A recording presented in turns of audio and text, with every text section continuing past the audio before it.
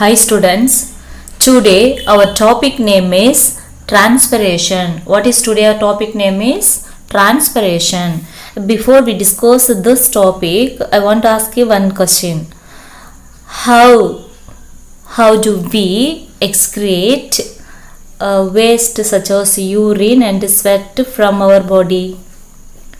So urine excreted by kidney and sweat excreted by pores of skin. So நம்ம உடம்புல இருக்கிற urine வந்து kidney எக்ஸ்கிரேட் பண்ண வெளியில் அனுப்போம். வேர்வெல்லாம் எப்படி போகும் நம்ம உடம்புல? நம்ம ஸ்கின்னில் இருக்கிற போர்ஸ் மூலிமா போகும். இப்போ நம்ம இங்கே எடுத்துக்க போகிறது ஸ்வெட்டிங்கை தான் எடுத்துக்க போகிறோம் ஃபார் எக்ஸாம்பிளாக. So transpiration means the evaporation of water. The evaporation of water in plants through stomata in the leaves. So transpiration na enna solranga? Evaporation of water. Evaporation means the liquid change into water vapor. தண்ணி வந்து என்னவா மாறணும்? கேஸா மாறி வெளியில வரணும். So evaporation of water அதே மாதிரி இங்க பிளான்ட்லயும் லிக்விட் வந்து என்னவா மாறுமா? வாட்டர் வேப்பரா மாறுமா? எது மூலியமா மாறுமா? ஸ்டொமேட்டா மூலியமா. ஸ்டொமேட்டா எங்கே இருக்குது? லீவ்ஸில். ஸோ லீவ்ஸில் தான் எது ப்ரெசண்ட் ஆகிருக்கும்? Stomata. The process of water evaporates in plants through stomata in the leaves is called transpiration. Transpiration clear? So லீவ்ஸில் ஸ்டொமேட்டா இருக்கும். அந்த ஸ்டொமேட்டா மூலிமா என்ன பண்ணுமா? வாட்டர் வேப்பராக மாறி வெளியே வந்துட்டுருக்கோம். அந்த ப்ராசஸ்க்கு பேர் தான் டிரான்ஸ்பிரேஷன். ஸோ ஸ்டொமேட்டா இப்போ நம்ம இங்கே இருக்கிற இந்த எடுத்து தனியாக பார்க்கலாம். This is stomata. நம்ம சின்ன கிளாஸில் இந்த டயக்ராம்லாம் வரைஞ்சிருக்கோம். Stomata are open in the day and closed at night. So இந்த ஸ்டொமேட்டா வந்து என்ன பண்ணுமா? நைட் டைமில் க்ளோஸ் ஆகிடும், டே டைமில் ஓப்பன் ஆகும். So stomata are open in the day and closed at night. The opening and closing of the stomata is due to the change in turgidity of the guard cells. So in the stomata வந்து guard cells means this is called guard cells. Okay, இது open stomata. சென்டரில் listen பண்ணுங்க. So இங்கே பாரு க்ளோஸில் இருக்குது நடுவில். அப்போது இந்த மாதிரி ஓப்பன் ஆகிறதுக்கும் க்ளோஸ் ஆகிறதுக்கும் என்ன ரீசன் அப்படின்னு கேட்குறாங்க. The opening and closing of the stomata is due to the change in the turgidity of the guard cells. இந்த காட் செல் இருக்கு இல்லையா, இது வந்து ஓப்பன் ஆகிறதுனாலையும் க்ளோஸ் ஆகிறதுனாலையும் தான் என்ன ஆகுமா? நமக்கு சேஞ்சஸ் நடக்கும்.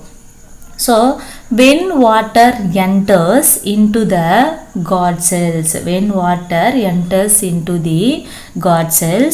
they become turgid.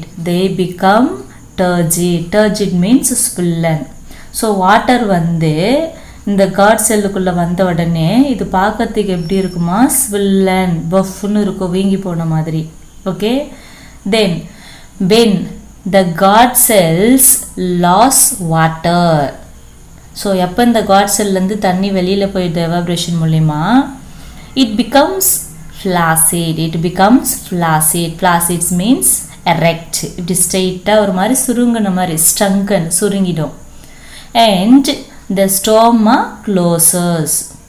So my dears, when water enters through the root, it transported to the other parts like stem leaves. The leaves have stomata. When this stomata close and open, the process has been happening.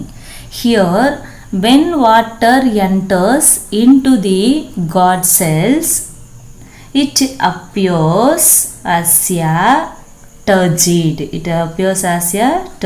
And stoma open.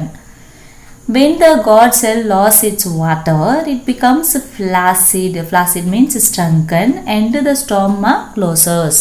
So water வந்து guard cell குள்ள வந்துச்சுனா என்ன ஆகுமா, guard cell வந்து நல்லா பஃப்னு உப்புன மாதிரி இருக்கும், அப்போ ஓபன் ஆகும்.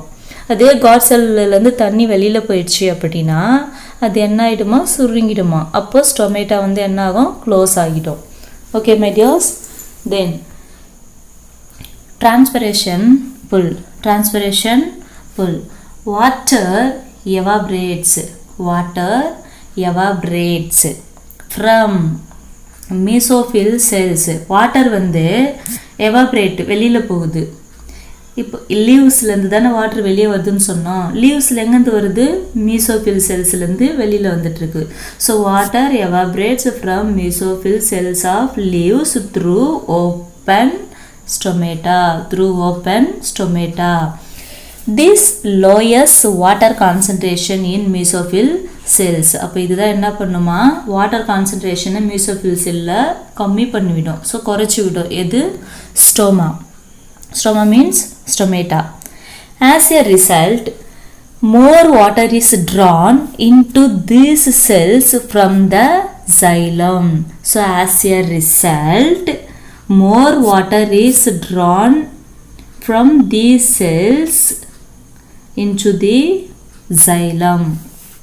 Then the xylem is in the veins through the process of osmosis. So my dears, here more water is drawn into these cells from the xylem,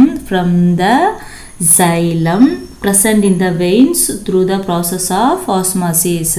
அப்போ வாட்டர் வந்து mesophyll cellல இருந்து stomata மூலமா வெளியில வருது. அப்போ எந்த process மூலமா வருதா, osmosis. Osmosis means higher to lower. ஹையர்ல இருந்து எங்க வரணும், லோயருக்கு வரணும். See, இப்போ இது வந்து லீவ்ஸ். இந்த லீவ்ஸ்க்குள்ள மைக்ரோஸ்கோப்ல பார்த்தா இந்த ஸ்ட்ரக்சர்ஸ் ஃபுல்லி நமக்கு தெரியும்.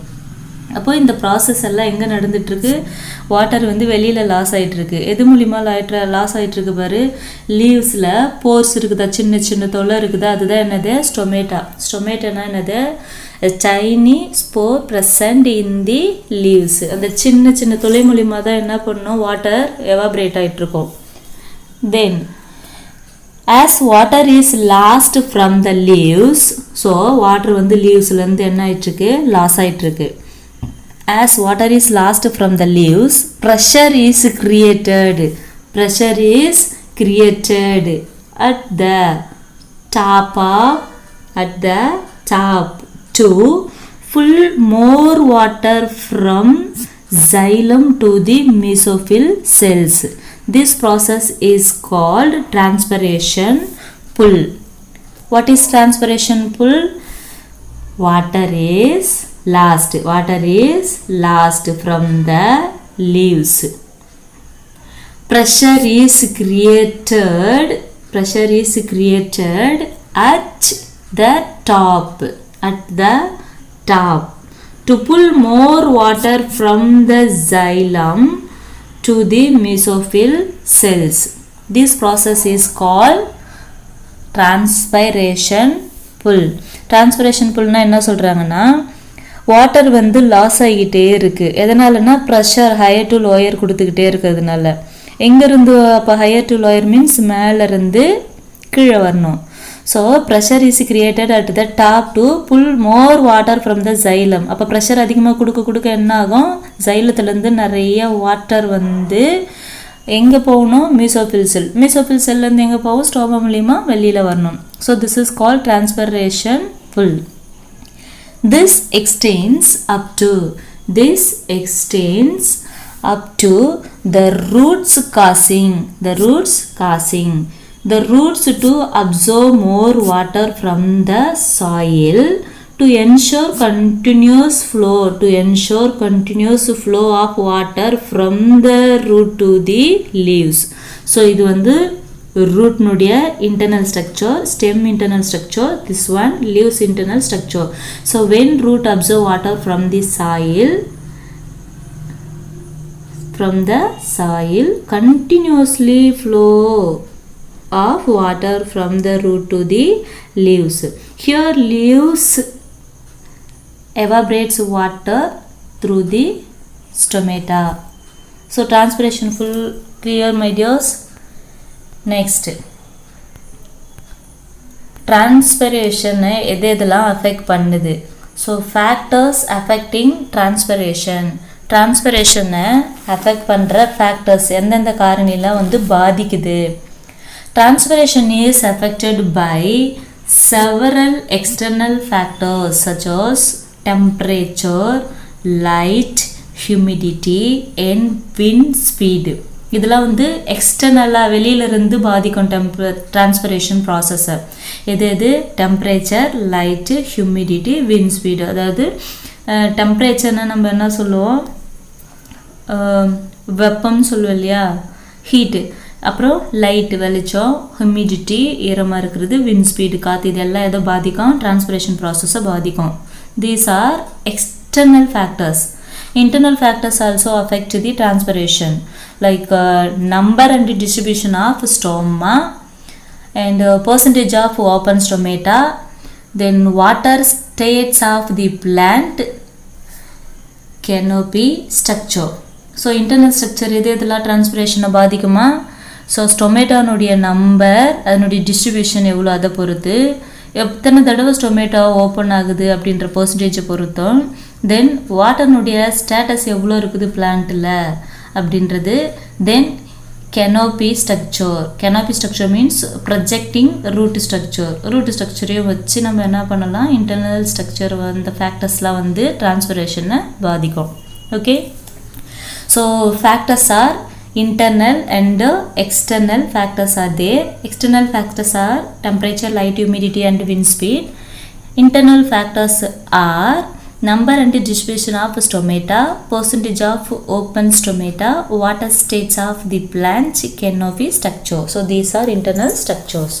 So factors over. Next, importance of transpiration. Transpiration உடைய importance என்ன? ஃபர்ஸ்ட்டு எதுக்காக டிரான்ஸ்பிரேஷன் நடக்கணும்? Transpiration creates transpirational pull for transport of water. So transpiration அப்படின்ற ஒரு ப்ராசஸ் இருக்கிறதுனால தான் அதுக்குள்ள டிரான்ஸ்பிரேஷனல் புல்னா என்ன சொல்லணும், லீவ்ஸ்லேருந்து மீசோஃபில்ஸ்லேருந்து வாட்டரை ஸ்டொமேட்டா மூலயமா ஓஸ்மோசிஸ் ப்ராசஸ் மூலிமா வெளியில் வரும். அப்போது அதுதான் நம்ம டிரான்ஸ்பிரேஷனல் புல் அப்படின்னு சொன்னோம். ஸோ இந்த வாட்டரை வந்து டிரான்ஸ்போர்ட் பண்ணுறதுக்கு இந்த ப்ராசஸ் யூஸ் ஆகுது. எது? டிரான்ஸ்பிரேஷனல் புல். அப்போ இது கிரியேட் பண்ணுறது யார்? Transpiration. Second importance, it supplies water for photosynthesis. Supplies means இந்த இடத்த இதுக்கப்புறம் நம்ம என்ன பண்ணுவோம், இட்னு யூஸ் பண்ணுவோம். It means transpiration. So transpiration supplies water for photosynthesis. அப்போது ஃபோட்டோசிந்தசிஸ் மீன்ஸ் இன்னும் plant prepare their own food by the process of photosynthesis by using sunlight, carbon dioxide and produce carbohydrates means food. Okay, so supplies of water for photosynthesis done by transpiration. Next, it transports minerals from soil. It transports minerals from soil to all parts of the plant. Next, transpiration மூலமா என்ன ஆகுது, minerals வந்து சாயிலிருந்து எல்லா பார்ட்ஸுக்கும் கிடைக்க செய்யுது. Next, it cools the surface of leaves by evaporation. So transpiration ஒன்று நடக்கிறதுனால தான் எவாப்ரேஷன் ப்ராசஸ் எதுக்குள்ளே இருக்குதுன்னு சொன்னோம், டிரான்ஸ்பிரேஷனுக்குள்ளே. So when this process is happening, surface of the leaves has been cool.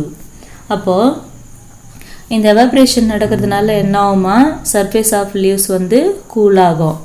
Next, it keeps the cells turgid.